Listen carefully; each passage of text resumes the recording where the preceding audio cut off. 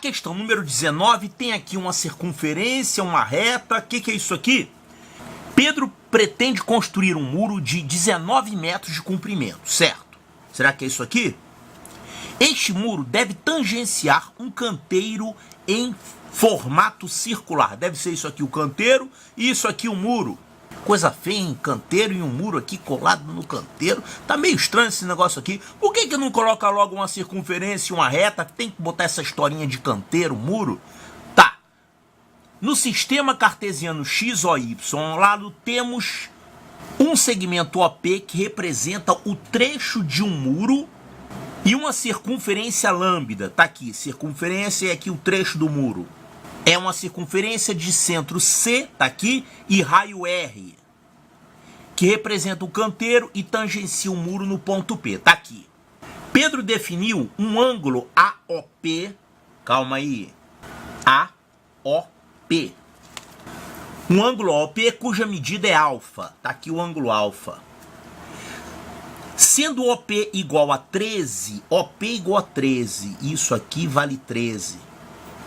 Quer dizer, o muro na verdade tem 19 metros, mas esse trecho aqui tem 13.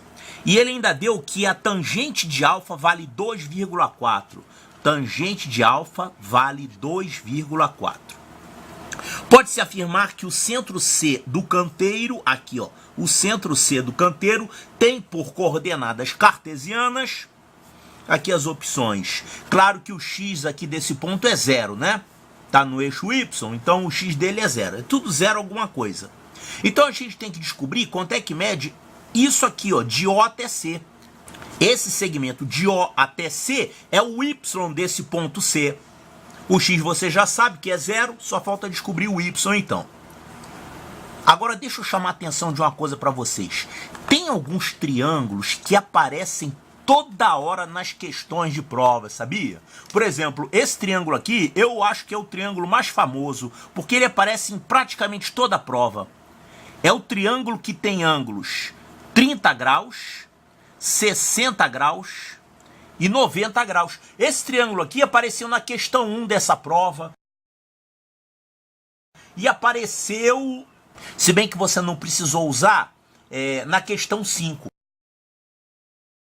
Mas na questão 1, esse triângulo, o conhecimento das propriedades desse triângulo, ele desempenhou lá um papel fundamental na resolução da questão. O triângulo 30, 60, 90, ele tem lados proporcionais a 1. Se você pegar o cateto menor e chamar de 1, o cateto maior vai ser raiz de 3 e a hipotenusa vai valer 2. E aí tem as propriedades dele. Claro, o cateto oposto a 30 vale a metade da hipotenusa, por exemplo. Agora, ele pode aparecer com essas medidas ou então medidas proporcionais, né? Multiplicados por um certo valor aí. Outro triângulo que é muito famoso, aparece com muita frequência nas provas, é esse aqui.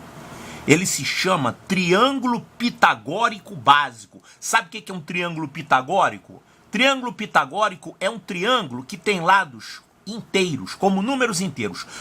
O mais simples deles e o mais famoso, digamos assim, é o triângulo que tem lados 3, 4 e 5. Catetos 3 e 4 e hipotenusa 5. Esse triângulo aqui apareceu disfarçado lá na questão 5 dessa prova.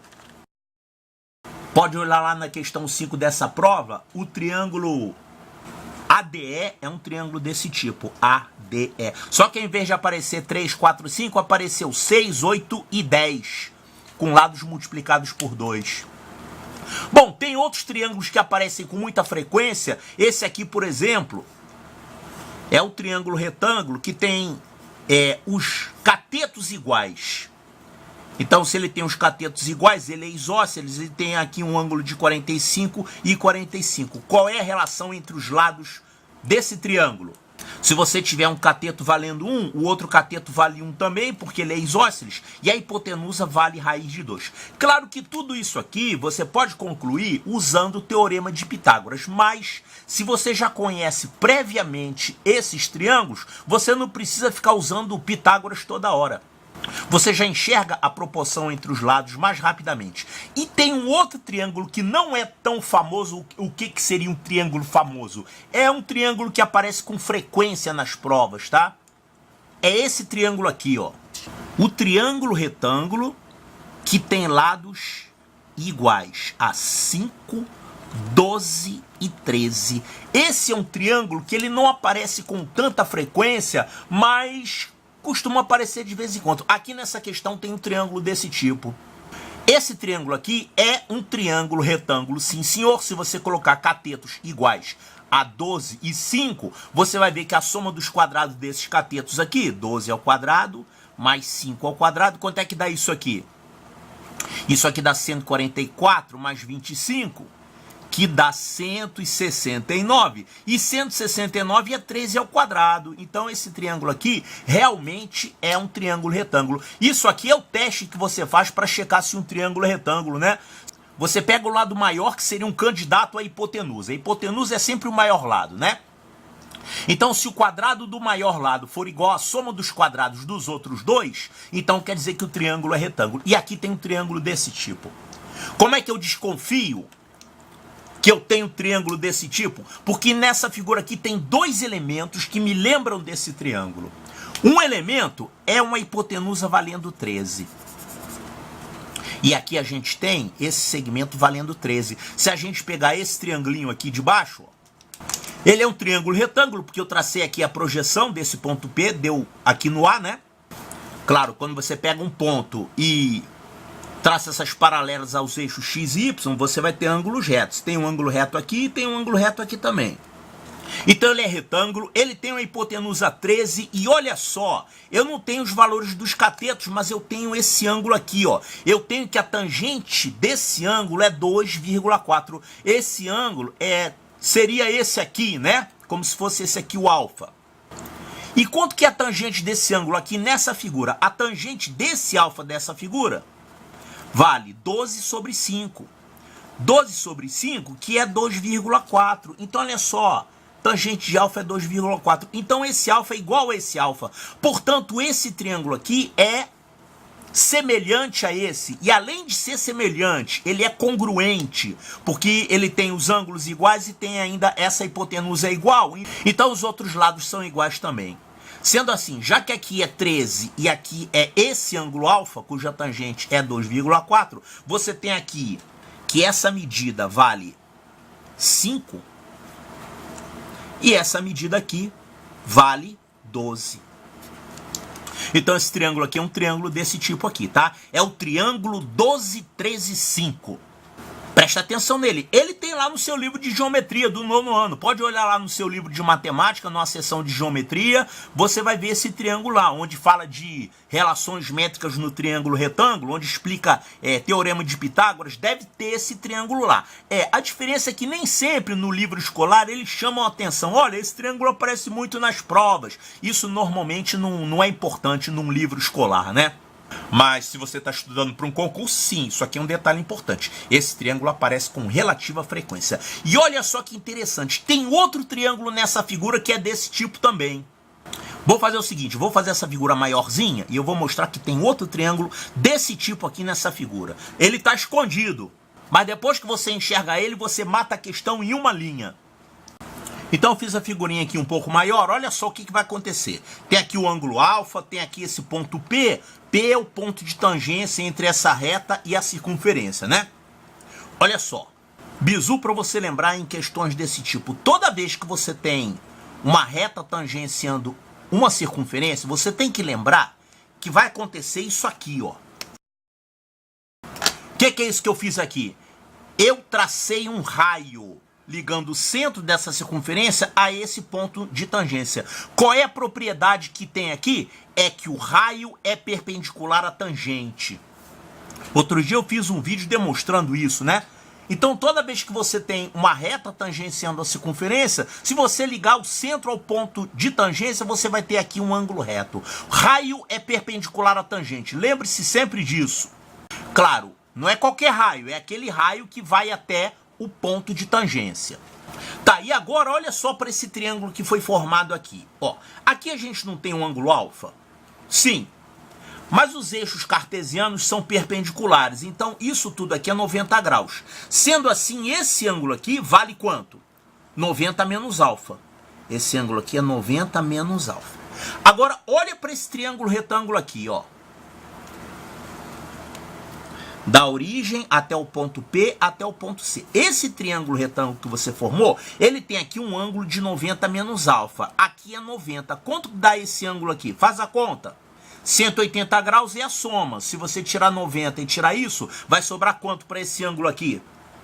Alfa. Olha só que alegria. Esse ângulo aqui é alfa também. Sendo assim, esse triângulo que você está vendo é um triângulo do tipo 12, 13, 5. Triângulo 12, 13 e 5 não quer dizer que os lados meçam 12, 13 e 5. Quer dizer que os lados são proporcionais a 12, 13 e 5. Claro, 12 seria quem? Seria o cateto maior. Isso aqui é como se fosse 12. Vamos escrever aqui 12x. Isso aqui é o cateto menor, é como se fosse 5x. Isso aqui é a hipotenusa, é o que? 13x. Então, lados proporcionais a 12, 13 e 5. 13 é a hipotenusa, 12 é o cateto maior e 5 é o cateto menor. Sendo que esse 5x aqui é igual ao raio do círculo, né? Ele não chamou o raio do círculo de R? Cadê? Ó, tudo aqui em função do R. Ó, raio R. Isso aqui é R. Mas esse R vale 5x. Só que você quer saber o que para resolver o problema? O que a gente quer encontrar? Queremos encontrar as coordenadas do ponto C. Coordenadas do ponto C são 0. E o Y dele? O Y é essa medida que a gente já tinha visto aqui, né? Eu quero achar quanto é que vale isso. Quer dizer, eu quero achar quanto que é isso aqui, ó, 5x. Qual é a conta que você vai fazer para encontrar esse camarada conhecendo esse? Você vai pegar essa medida aqui e vai multiplicar por quanto? Se você tem essa medida, quer achar essa medida, você pega essa medida, seja lá quanto for, no caso aqui é R, essa medida é R. Você vai fazer o quê? Você vai dividir por 5 e vai multiplicar por 13. Então você vai dividir por 5 e vai multiplicar por 13. Pronto. Essa é a conta que você tem que fazer para conhecer essa medida, sabendo essa. É, porque a proporção entre esses lados é 13 sobre 5. Então, se isso aqui é R, pega o R, divide por 5, você tem um X. Multiplica por 13, tá aqui. Isso aqui, então, vale R vezes 13 sobre 5. R vezes 13 sobre 5. Pronto. Então você acabou de achar essa medida aqui. Por sinal, se você quiser, dá para achar o R. Porque você sabe que essa medida aqui é 13, mas o problema não pediu isso, tá? Daria para você calcular direitinho quanto que é o raio dessa circunferência. Pode fazer como exercício. Porque essa distância aqui é 13, mas eu não estou usando isso. Eu estou calculando em função de R. Então, o Y desse ponto é R vezes 13 quintos. Então, isso aqui é R vezes 13 quintos. Pronto, essa é a tua resposta. Cadê? Olha aqui, ó. 0,13R sobre 5. É isso aqui, ó. Então, a resposta correta é a letra B de Bravo. Ó, triângulo 12, 13 e 5. Lembra dele, hein?